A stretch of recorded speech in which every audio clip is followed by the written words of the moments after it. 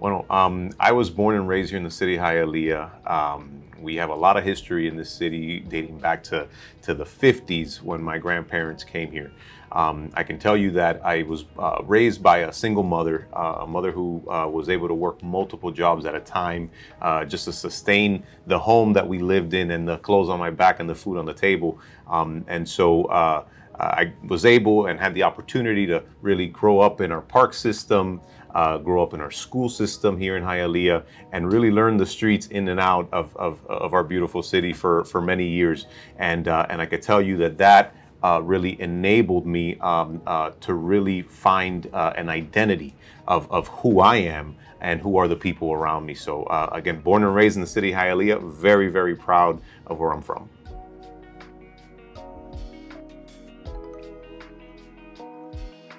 So I went to school to Florida State in Tallahassee, and in Tallahassee I was exposed to politics. Never a big fan of it, but exposed to it nevertheless. And in that time frame, I meet a man who was a state senator at the time. His name was Rene Garcia, and Rene Garcia ends up inviting me to intern for his office for a few years, and that's what I did. And I was able to see firsthand what it was to be a public servant, right? And to provide the best type of constituent services to the residents, especially here in the city of Hialeah.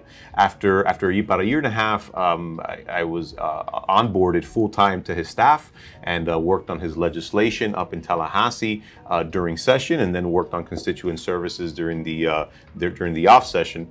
And then little by little started finding my way. I ended up in healthcare because that's what I was able to specialize up there with him. And I started my professional career in Jackson, but I always knew that I never wanted to let go of public service. So I was fortunate enough to also serve on the Planning and Zoning Board here in Hialeah. And then that's pretty much where I got my start into politics directly. And eventually I ran in 2019, and it's been the best experience of my life.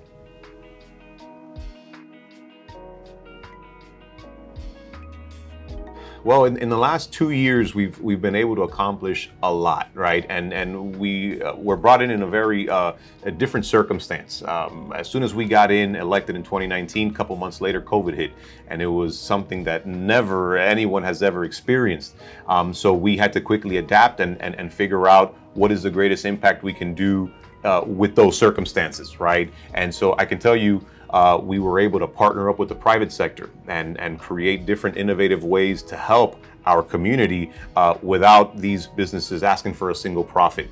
Probably the most memorable moment that we had was we partnered up with Hialeah's first brewery, right? And the largest brewery in Miami-Dade County, which is Unbranded Brewing Company.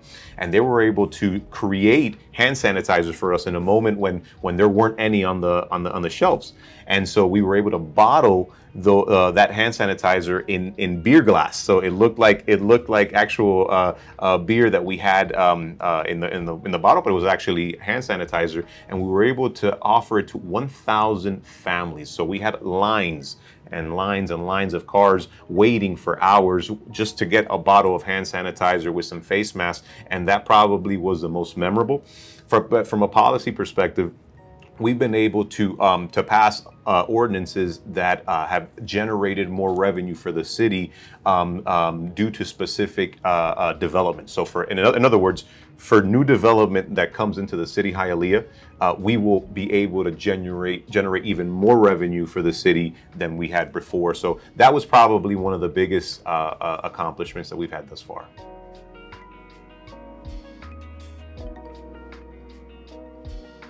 I think Hialeah has historically been known as a place of where people go to retire, right? Or older generations, or a place where young people turn 18 and then they leave, right? And I think that's always been the story of Hialeah after our grandparents and parents came from Cuba, right?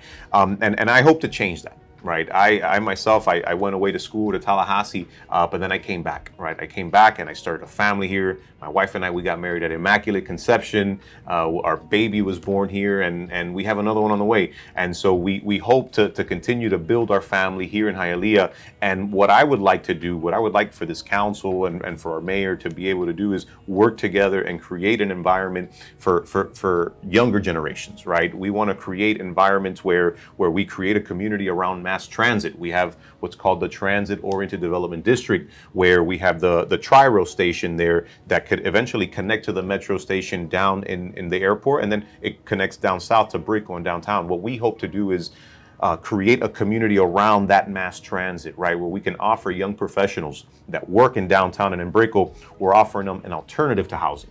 We tell them, hey, we have brand new product, right? Newer, cleaner, nicer for half the price than what you're paying in downtown and Brickell. So we hope to bring those young demographics, those young professionals here to Hialeah, so then they can start their families the same way I have.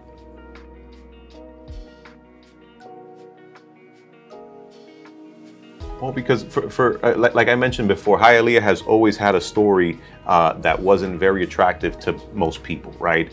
And so what we've seen in the last couple of years is that development has increased tremendously in Hialeah. There is untapped potential within our boundaries that again are offering a better future, right? A more exciting future, a more economic future for younger generations. So we've seen here that again, prices are increasing, but nevertheless, they still fall below what other cities have, Miami, Doral, etc. And we have an area geographically that it's very strategic and is very beneficial for all types of folks, right? We are very central, and we are close to the airport. We are very close to the Palmetto. We are very close to I-95. And so it makes us very accessible. So again, we're very, very excited to see what the future has in store, and I can't wait to work with one another to get there.